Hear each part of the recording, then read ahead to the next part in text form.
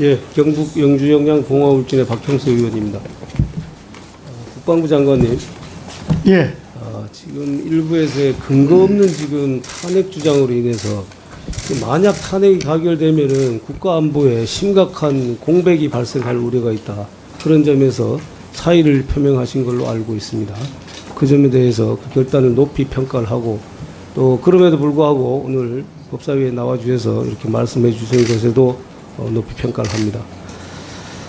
자, 일단 지금 우리 국방부 장관에 대해서 탄핵이든 지금 이 해병대 사건에 대한 특검이든 헌법이나 법률에 위반한 것이 있어야지 탄핵을 하든 뭘 하든지 할 텐데 저는 그 근거가 전혀 지금 없다고 생각을 합니다. 그런 부분에서 하나씩 지금 살펴보겠습니다. 자, 이첩 보류 지시가 권한이 없다. 이첩 보류 지시를 할 권한이 없다라고 지금 주장을 하고 있는데, 자, 일반적으로 일단 군사법 경찰관에 대한 일반적인 지휘권은 국방부 장관 최종적으로 가지고 있지요. 네, 그렇습니다. 지휘감독 권한 가지고 있습니다. 그렇습니다. 그 다음에 또 군사법원법 우리 2조 4항에 보면은 자, 이런 규정이 있습니다. 국방부 장관은 성폭력 사건, 그러니까 2조 2항, 그러니까 성폭력 사건과 사망의 원인이 된 사건, 그 다음에 입대 이전의 사건, 이런 사건에 대해서 이런 사건에 이게 지금 관할이 없는 사건이에요. 군사법원에 관할이 없는 사건인데 이 사건의 이러한 사건의 경우에도 국가안전보장이나 군사기밀보호 또는 그 밖에 이에 준하는 사정이 있을 때는 국방부 장관은 그 사건을 군사법원에 기소하도록 결정할 수 있다라고 규정이 되어 있습니다. 예, 그런 권한이 그렇죠. 명시되어 있습니다. 네. 자, 그러면은 관할이 없는 사건에 대해서 군사법원에 기소할 수 있느냐 없느냐 이 결정을 누가 최종을 해야 되느냐? 국방부 장관이 당연히 결정을 해야 됩니다. 그러려면은 모든 사망 사건 지금 관할 없는 세 가지 사건에 대해서 국방부 장관한테 보고를 해야 됩니다. 그래야지 국방부 장관이 결정을 할 거 아니겠습니까? 예, 그렇습니다. 예. 그래서 이러한 상황 때문에 모든 지금 관할이 없는 사건에 대해서 국방부 장관이 보고를 받고 이첩을 하라고 하든지 또는 이거는 군사법원에 기소하는 것이 맞다라고 해서 군사법원 기소하도록 이런 결정을 하는 거죠. 실제 그런 사례가 있었습니까? 예, 지난 한 건 있었습니다. 1년 채 안 됐는데 한 건 있었습니다. 제가 그러니까 지난 7월 1일부로 군사법원이 개정된 이후에 예. 말씀하신 그런 경우가 한 건 있었습니다. 그렇습니다. 예. 자, 지금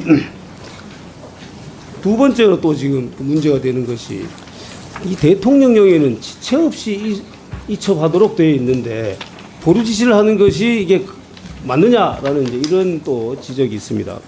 자, 여기에 대해서 일단 지체 없이라는 이 표현 자체가 이제 불명확한 개념입니다. 뭐 1시간이면 지체 없이 이첩한 것이 되고 하루 걸리면은 지체한 것이 되고 한 달이면은 뭐 어떻게 되고 이렇게 판단할 수 있는 게 아니거든요. 이 지체 없이라는 표현 자체가 불명확한 개념이기 때문에 이 군사부 경찰관이 인지한 때로부터 바로 이첩을 안 하고 장관이 보류를 하라, 장관이 좀 더 검토를 해보자 이렇게 한 것 자체가 지체 없이는 이 규정이 위반된다고 주장하는데 이거는 개념 자체가 그렇기 때문에 그렇게 판단할 수 없다라는 겁니다. 그 다음에 자, 사망 사건의 원인이 된 범죄여야지 사건을 이송을 합니다. 자, 범죄인지 아닌지를 판단하려면은 지체 없이가 아니라 조사가 필요해요. 일단 변사 사건이 발견됐을 경우에 이 사건이 범죄로 인한 사건인지 또는 자살인지 판단을 하려고 그러면은 이건 당연히 조사를 필요로 하는 것입니다. 그런데 그 조사에 필요한 시간을 필요한 시간이 소비됐다고 해서 그래서 그게 지체 없이라는 규정에 위반됐다 이렇게 주장할 수는 없는 것이거든요. 자, 그 다음에 또 한 가지가 있습니다. 자, 지체 없이라는 것이 이게 상관한테 보고하는 절차까지도 생략하고 이첩하는 것을 뜻하느냐? 저는 그렇지 않다라고 생각을 하거든요. 그렇게 되면은 군사부 경찰관이 그 상황을 이게 법률상의 인지인지 사실상의 인지인지는 명확하지 않습니다만은 그걸 안 경우에 보고도 하지 않고 바로 이송한다, 이첩한다, 이건 있을 수 없는 일이죠. 주체는 군사법 경찰관으로 되어 있지만은 그 군사법 경찰관이 이첩하기까지는 내부적인 결재, 보고 단계를 다 거쳐야 된다. 그렇게 해석하는 것이 맞다고 생각하는데 어떻게 생각하십니까? 예, 의원님께서 이 법률적 문제를 쭉 설명해 주셨는데 저희 국방부에서 이해하고 있는 것하고 다 동일합니다. 다만 이첩 권한이 누구한테 있느냐 이 문제는 모든 이첩 케이스를 전부 다 장관까지 보고해야 되는 것은 아니라고 저는 보고 있습니다. 다만 중요한 경우는 위로 보고를 해야 되지만 그렇지 않은 경우는 수사를 담당했던 그 수사단 입장에서 이첩할 수 있다라고 저는 보고 있고 그 이외의 부분은 의원님께서 말씀하신 그 내용에 저희들은 전적으로 같은 생각을 가지고 있습니다. 특히 이첩할 것인가 말 것인가를 판단하기 위해서는 기초조사를 해야 되고 그에 대한 법리 판단을 해야 됩니다. 그래서 이것은 사망의 원인이 되는 것, 인과관계 형성된다고 판단했을 때 이첩을 하는 것이고 그렇지 않으면 다 군에서 변사사건 처리를 하도록 되어 있습니다. 그렇습니다. 일반 검찰에서도 모든 행위의 주체는 검사로 되어 있어요. 검사로 되어 있지만은 검사가 자기 마음대로 이첩하거나 사건 처리한 경우는 없습니다. 내부 결재를 다 받아서 주체는 검사이지만 내부 결재를 받아서 검사가 결정을 하는 것이죠. 자, 그다음에 지금 이 사건에 있어서 애초에 저는 이 해병대 수사단에서 이 법률 규정의 취지를 오히려 잘못 이해한 거 아닌가라는 생각이 듭니다.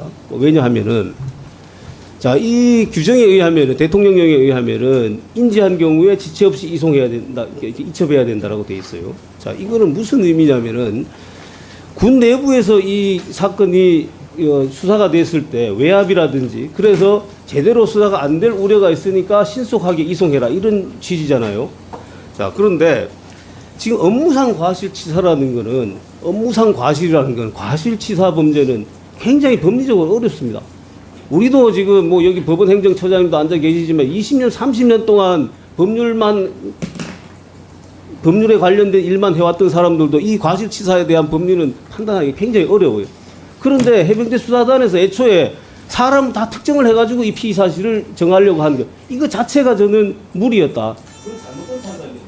왜냐하면은 이러한 과실 사건이 일어났고 사망 사건이 일어났고 그 사망 사건의 원인에는 이러한 과실들이 있었을 것 같다. 다만 혐의자는 경찰의 수사에서 밝혀내야 이 정도로 해서 이첩하는 것이 이 취지에 가장 적합했는데 해병대 수사단에서 사람별로 피의자별로 여자별로 다 특정해갖고 이송하려고 하니까 거기서 문제가 생긴 거다. 그래서 장관님도 두 가지 의미를 제기했고 그걸 좀 더 검토해보자 이렇게 생각하고 생각하는 거죠. 그렇습니까? 예, 의원님 말씀하신 것이 정확합니다.